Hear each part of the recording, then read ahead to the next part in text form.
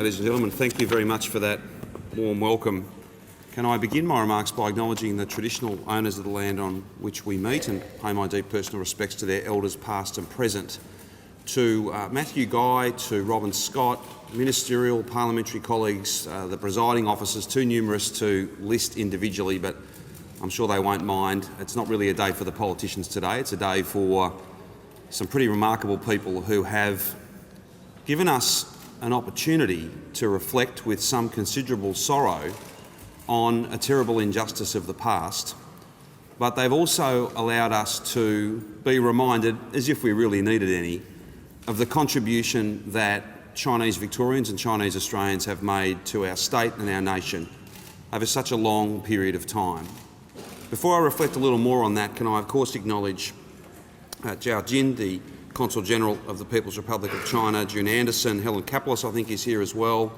There are many other distinguished guests, both from different multicultural groups, but of course from so many Chinese community or community agencies, all of whom do an outstanding job, making a profound contribution not just to continuing to celebrate and practice Chinese tradition and culture, but to pass that on to the next generation and to share it quite magnificently through so many different events. It's such an engaging and generous multicultural community, and one that can be so very proud of the contribution that you have and continue to make. To all of you, it's my great pleasure to say Sha Wu Hao, good afternoon and welcome to your Parliament.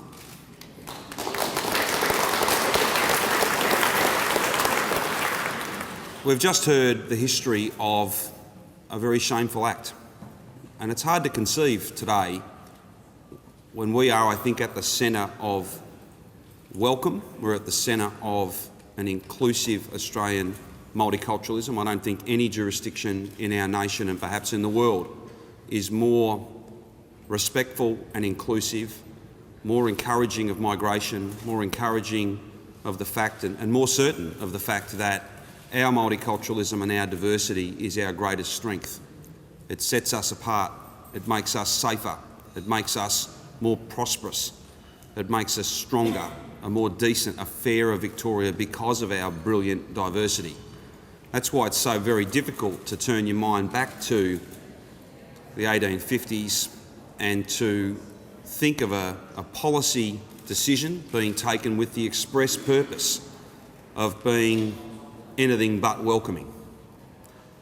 It is a matter of record that many have worked to highlight this injustice over a long period of time, and to each person who has made sure this story was told and retold, that the shame and the injustice of that decision would not be forgotten.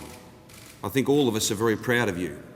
That dedication, that commitment is how we both celebrate all the things that are good in our history, but never forget those things that we ought to be sad about, that we ought to be concerned about. That duty, that hard work doesn't often come with the thanks that it richly deserves. So each of us here today, we're in your debt for all those kilometres that you've walked, and more beyond that group of walkers, those people who have always been at the forefront of this movement, of this advocacy, at this poignant reminder of a chapter in our history that is not a particularly proud one. As I said earlier, it does, however, give us an opportunity today, though, not just to reflect with candour and with honesty on that sadness, but to also join together in a really joyous way to celebrate and to honour the contribution that Chinese Victorians and Australians make in every walk of life, in every profession, with such a dedicated focus on hard work, on family, on making a contribution, on giving back, on not just celebrating culture and heritage and tradition, but sharing it, on being good citizens, the best of citizens. I don't think any other multicultural community would mind me saying that I don't think anyone has made a bigger, some may have made an equal contribution but I don't know that anybody has made a bigger contribution to the modern multiculturalism that we cherish and value so very much. Now, today is a day to reflect with honesty. It is a day to be reminded of the profound and important contribution that the Chinese community makes in a modern Victoria and throughout the history of our state. But it is also an opportunity to do something really important. It is never too late to say sorry, particularly if you mean it. And I know some of these walkers today are direct descendants of those who made that difficult, that terrible pilgrimage in a way across to Victoria, forced to do that on foot.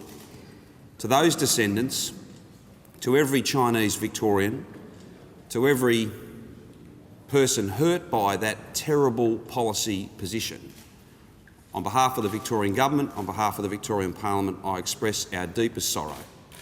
And I say to you that we are profoundly sorry.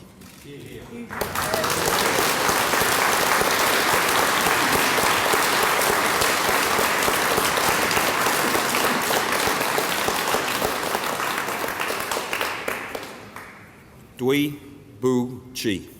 Sorry, but so very grateful today to be able to celebrate all that the Chinese community has given us and continues to give us.